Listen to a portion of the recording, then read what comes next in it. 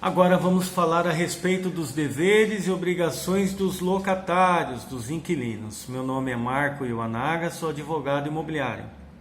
Nós falamos sobre os deveres e obrigações dos locadores no artigo 22 e no artigo 23 da Lei do Inquilinato, que a gente vai ver sobre as obrigações dos locatários. Vamos lá. No inciso 1, pagar pontualmente o aluguel e os encargos de locação, legal ou contratualmente exigíveis, no prazo estipulado ou em sua falta até o 6º dia útil do mês seguinte ao vencido, no imóvel locado, quando o outro local não tiver sido indicado no contrato. Normalmente, no contrato de locação, sempre tem a data de vencimento e a forma que vai ser pago, transferência, boleto bancário. Então dificilmente vai acontecer isso. Mas caso não ocorra, não esteja no contrato, a lei diz que tem que ser pago até o 6º dia útil do mês seguinte ao vencido. Então venceu, você aluga no dia 5, hoje é dia 5, o aluguel vai vencer no dia 5 do mês que vem, daqui 30 dias. Aí o aluguel tem que ser pago até o 6º dia útil do mês seguinte ao vencido. Então já seria no outro mês, tá bom? Isso se não estiver no contrato, mas é muito raro, né? Sempre todo contrato tem lá. E o vencimento do aluguel é sempre após 30 dias. O cliente, o locatário pegou o imóvel, vai pagar o aluguel nos próximos 30 dias, né? 30 dias seguidos, né? Então pegou a chave no dia 5, paga no dia 5 do mês que vem. A imobiliária, o proprietário pode cobrar antes desse dia 5? Não pode. Ele está cobrando adiantado, o que gera aí aquele problemão que nós já conversamos a respeito de cobrar aluguel adiantado, tá? Se cobrar antes de 30 dias, antes de vencer os 30 dias, está cobrando adiantado. Tá? E nós já conversamos a respeito disso. Não pode.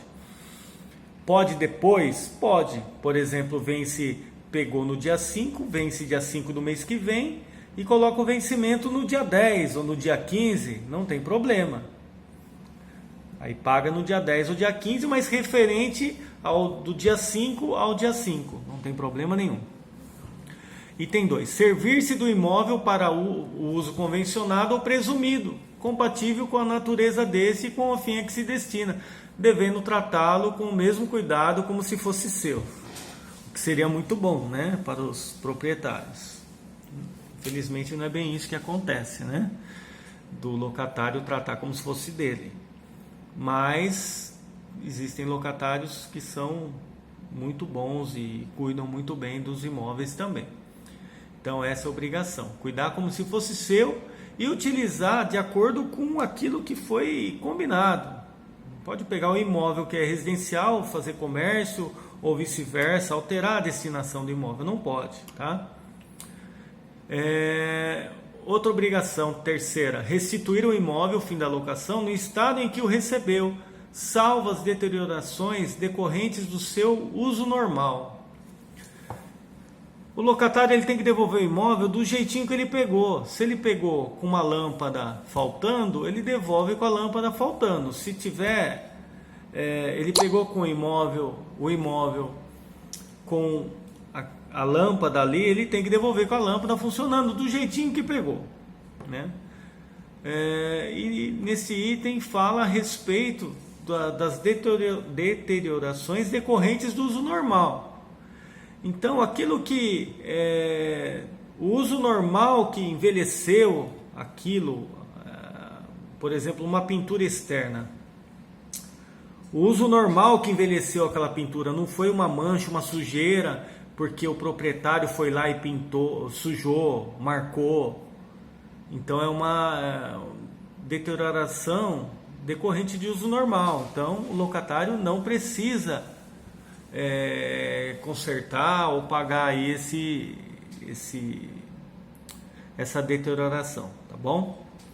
Se for do uso normal, se for de mau uso, qualquer pessoa utilizou, depois vai falar mais para frente a gente vai falar também a respeito de deixar um familiar utilizar, ou alguém, alguma visita, e deteriorar o imóvel também é a mesma coisa. Não pode, é obrigação do locatário tomar conta disso.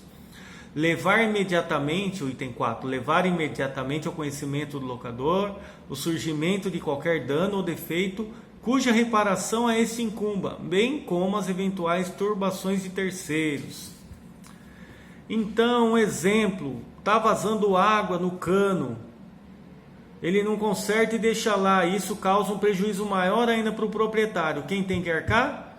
O locatário. Se ele não avisou o locador, se o inquilino não avisou o proprietário que teve um dano ali e aquilo causar um dano maior, quem vai pagar é o inquilino. Quem deve pagar é o inquilino, tá? Porque ele não cumpriu com esse item de avisar e levar ao conhecimento o proprietário.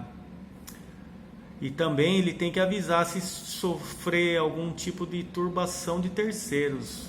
Alguém tentar invadir o imóvel, alguma coisa assim. Também é obrigação do inquilino avisar o proprietário.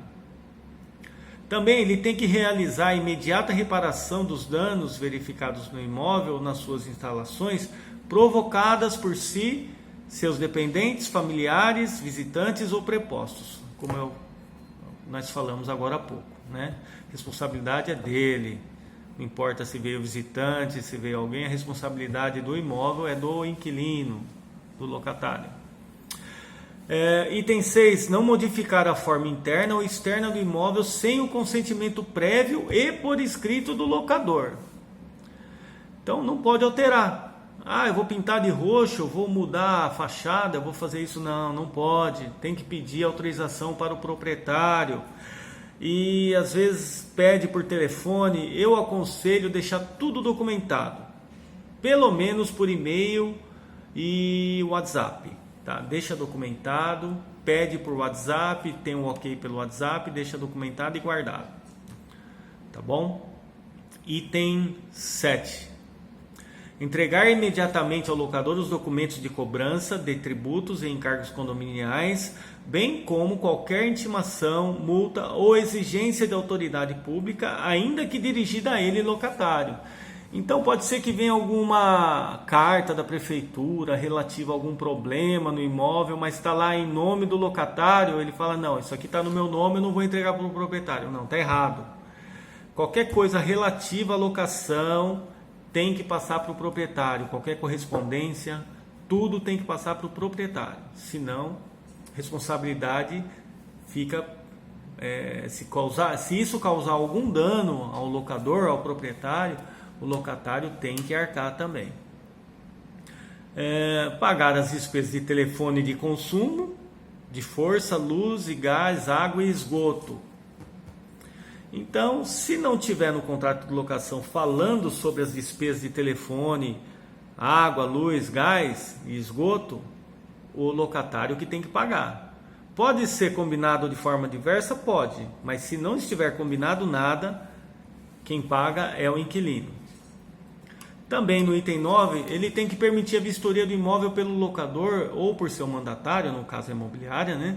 Mediante combinação prévia de dia e hora, bem como admitir que seja o mesmo visitado e examinado por terceiros, na hipótese do artigo 27. Então, o locatário ele tem que permitir a vistoria do imóvel pelo locador. E caso o locador também coloque o imóvel para venda, também o inquilino tem obrigação de permitir a visita. Lógico que agendado antes, né? Aí essa é a questão, tá? Tem que permitir. Marca antes, deixa agendado, né?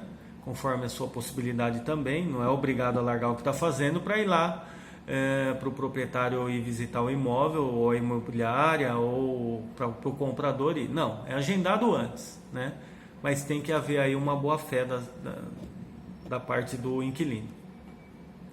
Pagar o prêmio do seguro fiança, né? Se a garantia foi a fiança, foi o seguro fiança no caso, quem tem que pagar é o locatário, obviamente, né?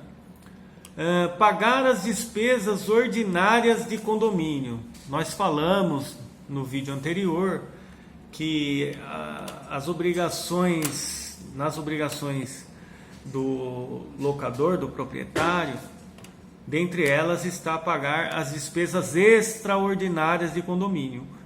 E do locatário, as ordinárias. Agora a gente vai falar quais são as despesas ordinárias de condomínio. Tá? No inciso 12, parágrafo 1º, está descrito assim: por despesas ordinárias de condomínio se entendem as necessárias à administração respectiva, especialmente. Então vai lá: salários, encargos trabalhistas, contribuições previdenciárias e sociais dos empregados do condomínio. Lembra que nós falamos também sobre isso? Se tiver encargos e indenizações trabalhistas anteriores à locação, aí não.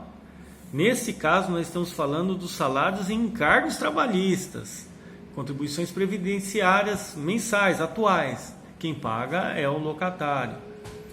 Consumo de água e esgoto, de gás, luz e força das áreas de uso comum, limpeza, conservação e pintura de instalações e dependências de uso comum, manutenção e conservação de instalações e equipamentos hidráulicos, elétricos, mecânicos e de segurança de uso comum, manutenção e conservação das instalações e equipamentos de uso comum, manutenção e conservação de elevadores, porteiro eletrônico e antenas coletivas. O G, pequenos reparos nas dependências e instalações elétricas e hidráulicas de uso comum, rateios de saldo devedor, salvo se referentes a período anterior ao início da locação. Isso nós já falamos agora há pouco. Saldo devedor referente a período anterior, não. Mas os referentes a esses períodos, rateios, sim. Reposição do fundo de reserva, total ou parcialmente utilizado no custeio ou complementação das despesas referidas nas alíneas anteriores, salvo se referentes a período anterior ao início da locação. Então, quer dizer, fundo de reserva, o locatário também tem que arcar se ele foi utilizado por conta de gastos aí da manutenção, referente ao período que ele está utilizando o imóvel. Foi utilizado, vamos supor que tem um fundo de reserva, já tinha, mas foi preciso utilizar lá 50 mil reais do fundo de reserva e vai ter que colocar de volta. Aí ele tem que arcar com esse custo, sim, no fundo de reserva. E o locatário fica obrigado ao pagamento das despesas referidas no parágrafo anterior, desde que comprovadas a previsão orçamentária e o rateio mensal, podendo exigir a qualquer tempo a comprovação das mesmas. Então o locatário ele pode exigir em qualquer momento a comprovação desses gastos, os boletos e tudo mais. Tá? É direito do locatário, e assim tem que ser cumprido. Só mais um item que vamos falar aqui bem rapidinho, sobre quem paga o IPTU e condomínio do imóvel. Nós já falamos sobre isso, mas vamos destacar. Atribuir ao locatário a responsabilidade pelo pagamento dos tributos, encargos e despesas ordinárias de condomínio, o locador poderá cobrar tais verbas juntamente com o aluguel do mês a que se refiram.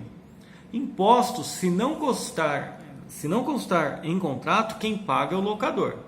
De qualquer forma, indiretamente, a responsabilidade sempre será do locador, perante os órgãos públicos. Então, a responsabilidade, se não tiver no contrato, quem paga os impostos? Quem que vai pagar? O proprietário que vai pagar. Se no contrato tiver que é o locatário quem vai pagar. A responsabilidade fica para o locatário pagar esses impostos. Porém, depois a prefeitura vai cobrar do proprietário, porque no caso de IPTU, é uma obrigação próprio terreno, e o que responde pela obrigação é o próprio imóvel, Então, existe essa questão também. A responsabilidade é do locatário, porém o proprietário também ele vai acabar sendo obrigado aí a dar conta disso perante os órgãos públicos. Bom, então é isso. Se tiver alguma dúvida, se alguém tiver alguma dúvida em relação ao que nós conversamos, envie nos comentários, que na medida do possível vamos tentar responder. Meu nome é Marco Iwanaga, advogado imobiliário em Jundiaí, São Paulo. Um abraço a todos.